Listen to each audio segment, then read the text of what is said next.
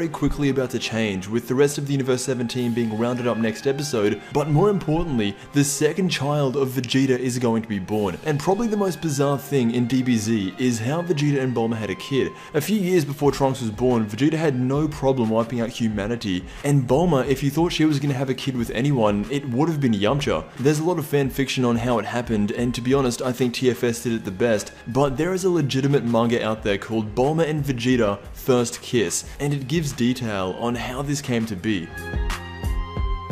The story starts off at the beginning of the Android saga, just after future Trunks warned them about 17 and 18. Vegeta, during this time, was not a good guy. He was living on Earth, but that is only because of Goku. While he's training at Capsule Corp, Bulma is acting a lot like Bulma. She's in the other room with Yamcha, and this is very similar to what happened in the actual show. Bulma and Yamcha are sitting around having coffee together, and Vegeta pretty much walks in and calls out Yamcha for not training for the androids. This is where it starts. A few months later, Vegeta was training so hard that he broke the gravity chamber, and Dr. Briefs, while he's fixing it, he asks Bulma to work on Vegeta's new set of armor that we eventually see him wear throughout the rest of the Cell saga. One night, when Bulma was up late working on the armor, she hears a noise coming from the kitchen. Turns out that it's Vegeta munching down some stale toast from a fridge. Since the gravity chamber's broken, there's not much he can do to pass the time. He's hungry, and Bulma takes this opportunity to make him some food. This is where they first begin to form some kind of bond. This starts out with what looks to be Vegeta almost reaching the Super Saiyan transformation.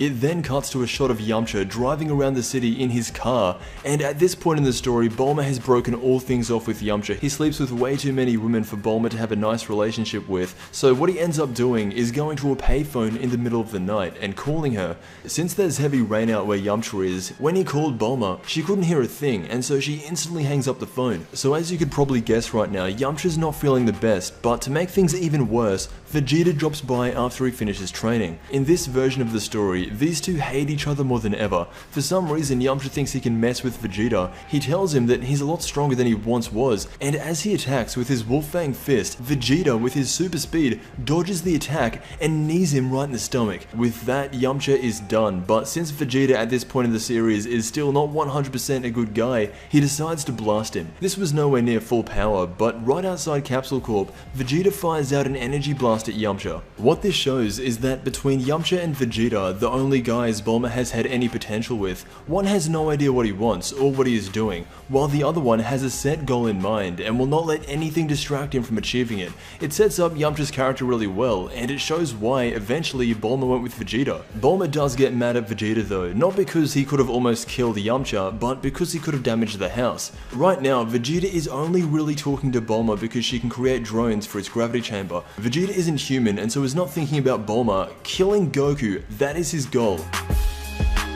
It's late at night, and Vegeta's knuckles are cut open, but he's letting Bulma treat them. They get talking more about Vegeta's training. However, Bulma says something that really pisses off Vegeta. She calls him gay for resisting her for so long. This is where Vegeta freaks out. At this point of the series, he feels nothing. Bulma could be bare naked spread out in front of him, and he would still be more interested in his gravity training. This all happens very quickly, but Bulma asks Vegeta, why is he always like the way he is? Why is he always so mean? And without any hesitation, she goes in for the big kiss on the Prince of All Saiyans. Vegeta is in shock for the next couple of pages, and he asks Bulma, what made you take that risk? She doesn't flat out answer him, but that is how Vegeta and Bulma happened in this version of events. There are more chapters to this story, however these are the only 3 that have been made public by the author, whose name is Long Love Vegeta. If you want to read more into it, I'll leave links to all their social media below, but that is a general roundup of how Vegeta and Bulma had a kid in Dragon Ball Z. Honestly, I think this is very accurate, but yeah, let me know what you think. I want to thank you so much for watching, and I will see you in the next Dragon Ball video.